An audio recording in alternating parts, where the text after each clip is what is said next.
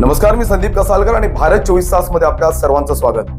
तर बातमी आहे गोरेगाव पश्चिम येथील आझाद मैदानाजवळ जय भवानी एसआरएच्या इमारतीला काही महिन्यांपूर्वी लागलेला भीषण आगी संदर्भात आणि त्यामध्ये एका भाडेकरूवर झालेल्या अन्यायासंदर्भात. तर गोरेगाव पश्चिम येथे काही महिन्यांपूर्वी आझाद मैदानाच्या लगतच असणाऱ्या एका जय भवानी नामक एसआरएच्या इमारतीला भीषण आग लागली होती. त्यात काही प्रमाणात जीवितहानी सुद्धा झाली होती. पण एक व्यक्ती आपल्या कुटुंबियांसह या घटनेवेळी या इमारतीत नसल्यानं वाचली घरी, पण आगीपासून वाचून फुफाट्यात पडल्यासारख्या परिस्थितीचा सामना सध्या ते करत आहेत. या इमारतीत राहणाऱ्या लोकांना शासनानं काही भरपाई देण्याचे आश्वासन दिले होते, पण येथील एका घर मालकानं आगीच्या वेळी तिथे नसताना सरकारतर्फे दिली जाणारी भरपाईची रक्कम लाटण्यासाठी चक्क एका भाडेकरूचे सामान टाळा तोडून बाहेर फेकले.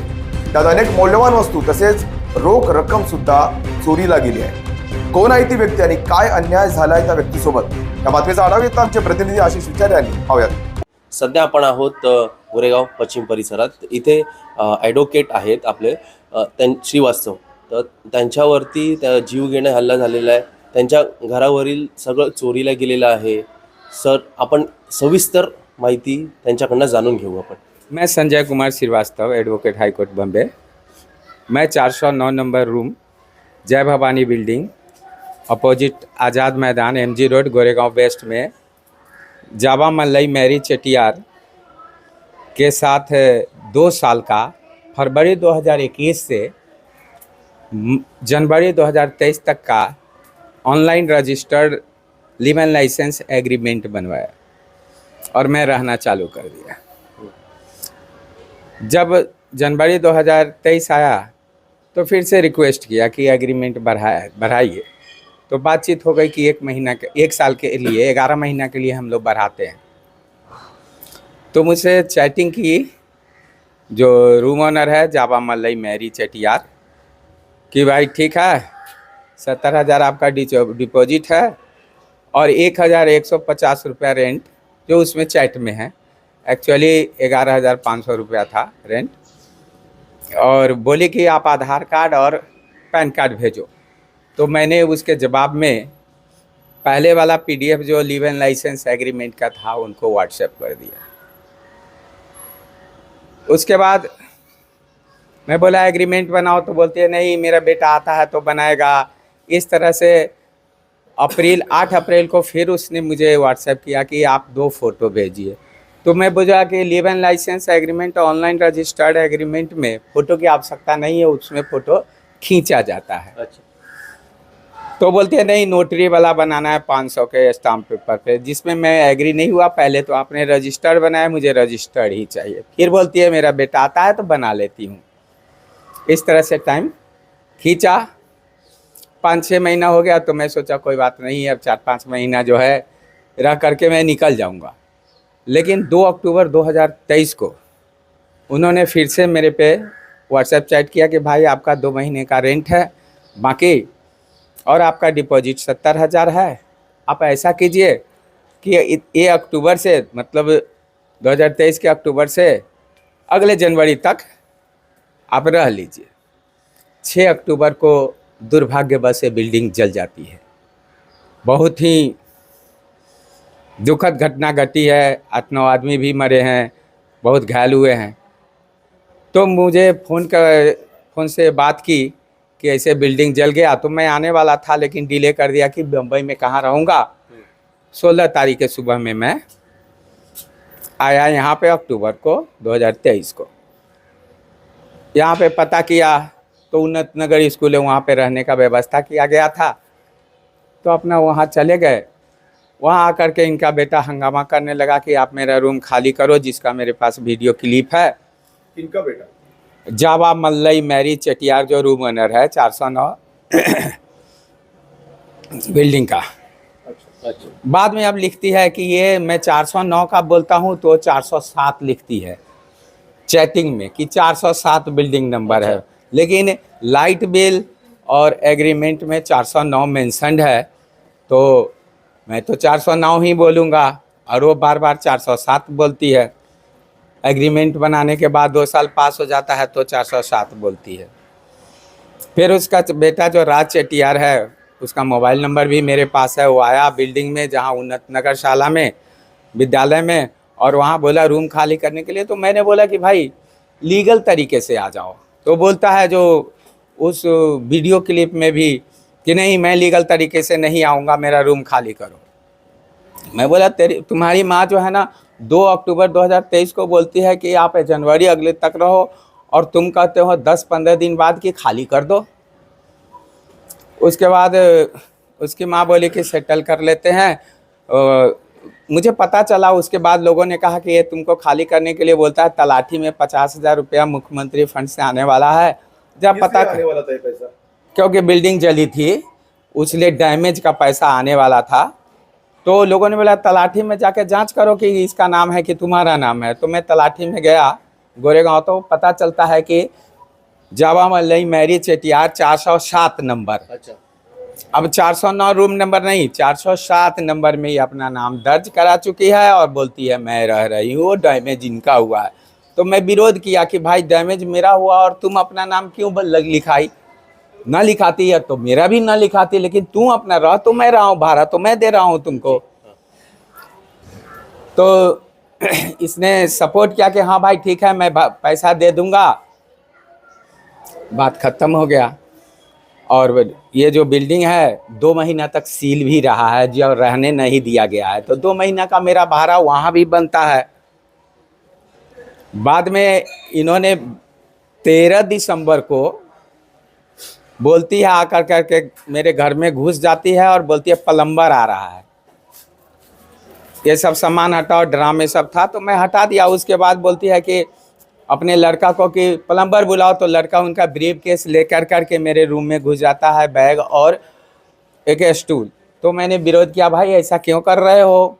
पूछा तो बोला कि तुम भी रहो और मैं भी रहूं। अच्छा। जब तुम भी रहो मैं भी रहो बोल दिया तो मैं कहा ठीक है, मैं पुलिस को 100 नंबर पे कॉल कर दिया। उसके दौरान इसके साथ कुछ आदमी आया था जिसका नाम मयूर है, और उसके साथ 3-4 आदमी था, और इनका दोनों लड़का भी था जावा मल्लई मैरी चेटियार का, राज चेटियार भी था, और उनकी बहू भी थी राज चेटियार की वाइफ। सब मेरे घर में घुस गया और हमारे साथ मारपीट किया। तब तक पुलिस नहीं आई। कुछ देर बाद पुलिस आई है, जो तब तक उससे पहले मैं पुलिस से बातचीत किया कि भाई देखो ऐसे ऐसे मारपीट करके चला गया, मेरे आँख पे भी मारा है। उसके बाद पुलिस आई तो पुलिस के सामने में मैंने वीडियो बनाया और उसका ब्रीफ केस और बैग कहा कि बाहर करो इसको। तो पुलिस के सामने में उसका बेटा बोलता है कि नहीं नहीं रहने दो। मैं बोला कि क्या सामान है इसमें, क्या गारंटी है मेरे घर में क्या रख रहा है? तो उसके सामने पुलिस ने कहा कि निकालो। तो पुलिस के सामने एकदम, पुलिस भी वीडियो में है, वो सामान निकाल कर बाहर किया गया। हम दोनों पुलिस में गए। पुलिस ने वहाँ पे हमारी बात बराबर से सुनी नहीं, और ना एनसी लिया ना FIR लिया। अच्छा। कल होकर करके मैंने जाकर के एक कंप्लेंट डाल दिया कि मेरे साथ चीटिंग किया है और मेरे घर में घुसी है, मारपीट की है इसका। लेकिन उसका भी पुलिस ने एक्शन न लिया, गोरेगांव पुलिस ने। अच्छा। ACP साहब के पास भी कंप्लेंट दिया था और उसकी कॉपी, और सीनियर इंस्पेक्टर के पास भी दिया था, जो अभी हाल में 3 डोंगरी में है। गोरेगांव पुलिस स्टेशन 3 डोंगरी में आ गया है। उसके बाद जो है कुछ दिन के बाद उसका बेटा जो है ना फिर से आकर के धमकी दिया कि एक आशा खैतान से पैसा आया था 7,500। तो लोगों ने बोला कि वकील साहब आपको पैसा मिला है? तो मैं बोला मुझे नहीं बोला है। तो मैं पूछने गया तो वहाँ जो एक लेडीज़ थी आई, यहाँ का सोसाइटी में बात करते हैं, तो उसके बेटा को भी बुला ली। उसके बेटा को बुलाने के बाद उसका बेटा बोलता है कि रुको देखता हूँ तुमको फिर से। फिर मैं जाके NC दिया और 27/12 को। इसके बाद फिर से वो लेडीज़ मेरे रूम पर 21 जनवरी को 10 आदमी, सोसाइटी के 10 आदमी के, जिसमें संजय चौगुले है, संजय है, एक बहुत सारे आदमी को लेके आया, जिसमें मैं मेरे दरवाजे को नॉक किया तो मैंने नहीं खोला। वीडियो बनाते हुए खोला तो बोलता है मारो मारो। कोई बोलता है नहीं, संजय चौगुले बोला नहीं मारो, और वो सब अंदर पीछे से आवाज़ आया मारो मारो। फिर मैं पुलिस को कॉल किया। पुलिस के साथ 3 डोंगरी पुलिस स्टेशन में गया, जहाँ पर पुलिस ने मेरा NC लिया कि रूम खाली करो नहीं तो मारूंगा जावा मल्लई मैरी चेटियार के विरुद्ध में और उनके एक छोटे लड़के के विरुद्ध में। उसके बाद पुलिस ने उनको समझाया कि देखो कानूनी तरीका से आओ, लीगल नोटिस मारो, ना खाली करे तो केस करो। अच्छा। अब नहीं जाना वहाँ पे। 25 जनवरी को अब मैं अपने गांव जा रहा था। गांव जाते समय मैंने अपने रूम का लॉकिंग अंदर का और लॉक करते समय का वीडियो बनाया। वीडियो बनाने के बाद हम लोग चले गए, आजू बाजू वाले को बोल दिए कि भाई देखते रहना। अच्छा।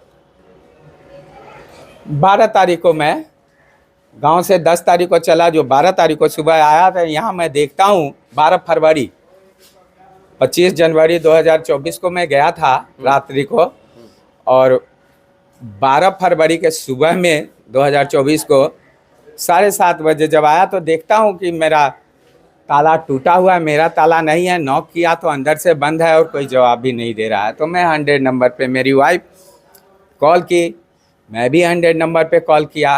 पुलिस आई, पुलिस भी दरवाजे को ठोकी, जो जिसका मुझे वीडियो क्लिप मेरे पास है, नहीं खोला।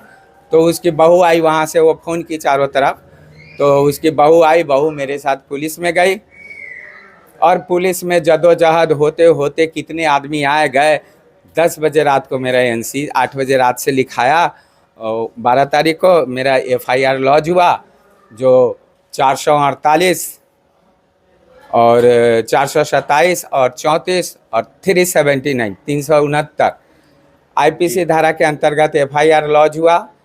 जावा मलई चेटियार के विरुद्ध में, जावा मलई मैरी चेटियार के विरुद्ध में, और उसका राज चेटियार उसका बेटा है और उसका छोटा बेटा का नाम नहीं पता है, तीनों के विरुद्ध में। लेकिन पुलिस ने FIR पर इसका बराबर एड्रेस नहीं लिखा। ये रहती है 705 गजानन हाइट बिल्डिंग है, अनमोल फॉर्चून यहाँ से करीबन 100 मीटर की दूरी पर है। अच्छा। और अनमोल फॉर्चून के गेट नंबर 5 के सामने उन्नत नगर 4 में ही रहती है, MG रोड गोरेगांव वेस्ट में।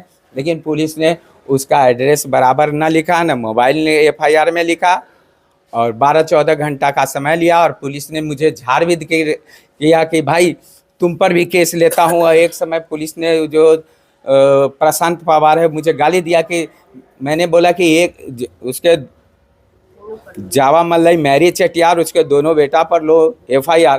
तो उसने बोला नहीं, जो घर में घुसा हुआ है। मैं बोला कि एक घुसा हुआ हैंडीकैप्ड है उसका हस्बैंड, वो कैसे ताला तोड़ेगा? इतना सामान, एक ट्रक सामान नीचे उतार देगा। मेरा एक ट्रक सामान नीचे उतार। FIR में ये हुआ कि पहले तो ले नहीं रहा था। मेरा ये जो देखिए इधर कबर्ड है, कबर्ड में यहाँ पर इधर देखिए कबर्ड है, कबर्ड में लॉकर है, ये लॉकर खुला हुआ है, खोल दिया। और इसमें जो है ना 1,40,000 रुपया 5 तोला सोना, 1,40,000 रुपया 5 तोला सोना था, 7 तोला चांदी था।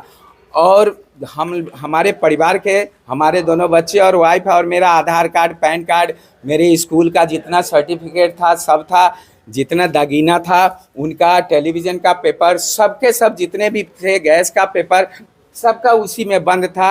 और उसमें से निकाल लिया, और निकाल करके ये भी सब निकला हुआ आया है ऊपर से। देखिए ये खोला हुआ है, ये बंद है, ये बंद है, ये खुला हुआ है, इसको भी खोल दिया और इसमें से भी निकाल लिया। इसमें भी एक दागीने का सामान था जी, कान का बाली का, सब निकाल लिया। और उसके बाद जो है ये सब सामान को ऊपर से देखिए, सबको खाली करके ही ऊपर से ही लाया है, तो ऊपर से ही निकाला है सामान। और पुलिस 379 का मतलब होता है IPC का कि कहीं बाहर से, घर के अंदर नहीं। पुलिस ने 380 नहीं लगाया IPC, तो मैंने कंप्लेन किया हूँ कि 380, मैं वहाँ पर भी बोला था 380 लगाओ, लेकिन ना लगाया। मेरे घर के अंदर से मेरा घर का ताला तोड़ा, उसके बाद इसका ताला तोड़ खोला है। ये जो मेरे कबर्ड है दोनों तीनों, ये तीनों ज्वाइंट है, बहुत बड़ा कबर्ड है, और इसमें पूरा सामान है। सब सामान देखिए, किसी में कोई सामान नहीं है। ये सब सामान जो है ना, ये सामान मेरा टेलीविज़न सोनी का था। हाँ जी, सोनी का सामान टेलीविज़न है, जो 56 इंच का 80,000 के आसपास का है, उसका भी डिस्प्ले क्रैक किया है। और बहुत सारा सामान जो मेरा गायब है, और सामान यहाँ पर नीचे ला करके रख दिया। एक ट्रक सामान है, लेकिन यहाँ पर सोसाइटी के कोई भी आदमी ना बोला और कहता है हमने देखा नहीं। एक ट्रक सामान ऊपर से चौथे फ्लोर से लाने में समय लगेगा। रखा यहाँ पे, किसी ने सोसाइटी का आदमी यहाँ पे विरोध न किया, और मैं चौथे दिन आया फिर भी मुझे किसी ने फोन भी न किया। जी। हमें पता चला है कि ये घटना 7 तारीख के रात की है। लोगों से पता चली है कि 7 फरवरी 2024 की घटना घटी है। यहाँ पे रखा गया। सबसे बड़ी है कि सोसाइटी यहाँ पे नीचे रखने क्यों दिया? ये सोसाइटी की जगह थी, सोसाइटी की पार्किंग की जगह है, और सोसाइटी यहाँ पे रखने दिया, नहीं रखने दिया। अगर ना देखा जो भी हुआ, अगर रखाया तो सोसाइटी को, पुलिस को बुलाना था और उसी समय बोलना था कि इसको हटाओ, जिसने भी रखा है कंप्लेन करना चाहिए, किसने रखा पता करता कि हाँ किसने। इतने बड़े हैं, 60 फ्लैट है, तो सबको पता है कि कौन रखा है, कैसे रखा है, लेकिन किसी ने ना बोला। दुर्भाग्य की बात है। मेरा विनती है और रिक्वेस्ट है महाराष्ट्र के उप मुख्यमंत्री साहब और गृह मंत्री साहब देवेंद्र फडणवीस साहब से कि आप जितना भी जल्द हो सके इस घटना में जो लोग संलिप्त हैं और जो मुझे जो सामान चोरी किया है, मेरा सामान मेरे रूम से तोड़ करके नीचे फेंका है, उन सबको अरेस्ट किया जाए और मुझे न्याय जितना जल्द हो सके दिलाने का कृपा किया जाए। कॅमेरामॅन विकास आशिष विचारे, भारत 24 तास। अखेरीस महाराष्ट्राचे गृहमंत्री देवेंद्र फडणवीस आपल्याला नक्कीच न्याय मिळवून देतील असे ॲडव्होकेट संजय श्रीवास्तव यांचे म्हणणे आहे।